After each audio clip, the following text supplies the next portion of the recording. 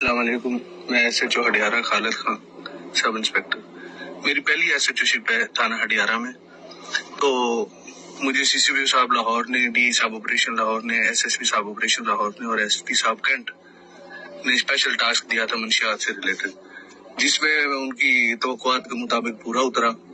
اور میں نے بہت سارے لوگ ٹریس کیے منشیات سے ریلیٹڈ۔ اور تھانہ ہڈیارہ کی ہسٹری میں پہلے کبھی اس طرح کی ایف آئی آر اتنی بڑی تعداد کی ایف آئی آر نہیں ہوئی۔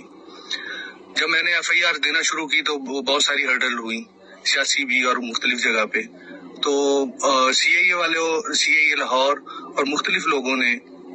اس میں مجھے روکنے کی کوشش بھی کی۔ تو سی آئی اے والوں کے کچھ بندے یہاں پہ اریسٹ کر کے لے کے جاتے تھے میرے علاقے سے، میں نے ان کو بتایا قامت روانگی کر کے یہاں سے جائیں، اور رینجر والوں کی طرف سے بھی پرمیشن نہیں تھی کہ بغیر نوٹس میں دی ایس ایچ او کے رینجر والوں کے بندہ یہ لے کے جائیں، لیکن یہ مسلسل لے کے جاتے رہے اور بندے پکڑ کے چھوڑتے رہے۔ ابھی سی آئی والوں نے اپنی طرف سے یا مختلف لاہور کے جو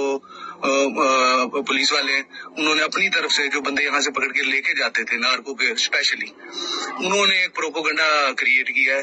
کہ ایس ایچ او ہڈیارہ اور رپورٹ بنائی ہے کہ ایس ایچ او ہڈیارہ مختلف جو ہے نا منشیات فروشوں کے ساتھ ملوث ہے، ایک ناقص رپورٹ بنا کے، ایک بے بنیاد رپورٹ بنا کے اور وہ کارروائی کروانا چاہتے ہیں۔ میں یہ نوٹس میں دینا چاہتا ہوں تمام افسران کے اور میڈیا کے کہ اگر یہ سی آئی اے والے میرے خلاف کوئی کارروائی کرتے ہیں یا کسی قسم کی کوئی ایکٹیویٹیز کرتے ہیں تو میرے خلاف وہ فیک ہوگی، بالکل فیک ہوگی، اور یہ ویریفائی کر لیا جائے۔ میرا کھلا چیلنج ہے افسران کو، انکوائری کریں، کمیٹی بنائیں،